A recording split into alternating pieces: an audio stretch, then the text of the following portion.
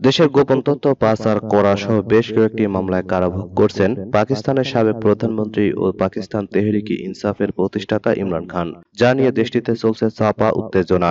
এ অবস্থায় ইমরান খান ইস্যুর ইতিবাচক সমাধানের আশাবাদ ব্যক্ত করেছেন জাতিসংঘের মহাসচিব অ্যান্তোনিও গুতেরেসের মুখপাত্র স্টিফেন ডুজারিক।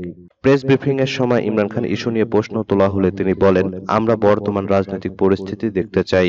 জনাব ইমরান খানের বর্তমান পরিস্থিতি আরও ইতিবাচক উপায়ে সমাধান হোক, আমরা সেটা চাই। গত বছরের আগস্ট থেকে কারাগারে রয়েছেন ইমরান খান। ফেব্রুয়ারিতে একটি জাতীয় নির্বাচনের আগে কিছু মামলায় দোষী সাব্যস্ত করা হয় তাকে। সাম্প্রতিক সময়ে রাষ্ট্রীয় উপহারের অবৈধ অধিগ্রহণ ও বিক্রয়ের সাথে জড়িত দুটি মামলায় ইমরান খানের কারাদণ্ড স্থগিত করেছে আদালত। এছাড়াও রাষ্ট্রীয় গোপনীয়তা ফাঁস করার অভিযোগে তার দোষী সাব্যস্ততা বাতিল করেছে আদালত। এ ব্যাপারে অবশ্য পিটিআই এর অন্যান্য রাজনীতিবিদরা বরাবরই বলে আসছে, তাদের দলকে ব্যর্থ করার জন্য রাজনৈতিকভাবে উদ্দেশ্য প্রণোদিত হয়ে ইমরান খানকে জেল হাজতে রাখা হয়েছে।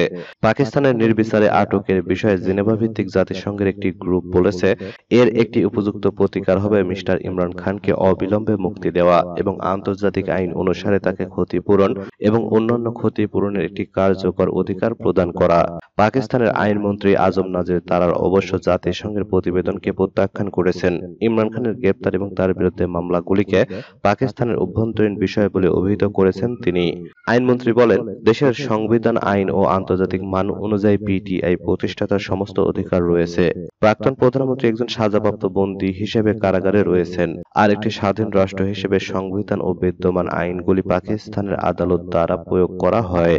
এদিকে কাজাখস্তানের আস্তানায় সাংহাই কো-অপারেশন অর্গানাইজেশন শীর্ষক সম্মেলনের আগে রুশ প্রেসিডেন্ট ভ্লাদিমির পুতিনের সঙ্গে বৈঠক করেছেন পাকিস্তানের প্রধানমন্ত্রী শেহবাজ শরীফ। বৈঠকে পুতিন এবং শেহবাজ নিজ দেশের দ্বিপাক্ষিক সম্পর্ক, বিশেষ করে বাণিজ্য ও জ্বালানি খাতে পারস্পরিক দৃঢ় সংকল্প প্রকাশ করেছেন। পুতিন বলেছেন, রাশিয়া পাকিস্তানের শক্তির সরবরাহ বাড়াতে প্রস্তুত, একই সঙ্গে খাদ্য নিরাপত্তা এবং শস্য সরবরাহ বৃদ্ধিতে অবদান রাখার চেষ্টা করছে। শাহবাজ বলেন, রাশিয়ার সঙ্গে পাকিস্তানের দীর্ঘস্থায়ী ব্যবসায়িক সম্পর্ক রয়েছে। বর্তমানে আমাদের দ্বিপাক্ষিক বাণিজ্য প্রায় $1 বিলিয়ন দাঁড়িয়েছে। আর্থিক ও ব্যাংকিং সমস্যাগুলি মোকাবিলা করে এটিকে প্রসারিত করার উল্লেখযোগ্য সম্ভাবনা রয়েছে। শেহবাজ 1950 থেকে 1970 এর দশকের বিনিময় বাণিজ্য ব্যবস্থার কথা স্মরণ করে দুই দেশের মধ্যে ঐতিহাসিক বাণিজ্য সম্পর্কের উপর জোর দেন। সম্প্রতি রাশিয়া থেকে পাকিস্তানে তেলের চালানের কথা স্বীকার করে জ্বালানি খাতে সহযোগিতা সম্প্রসারণের জন্য গভীর আগ্রহের ইঙ্গিত দিয়েছেন শেহবাজ।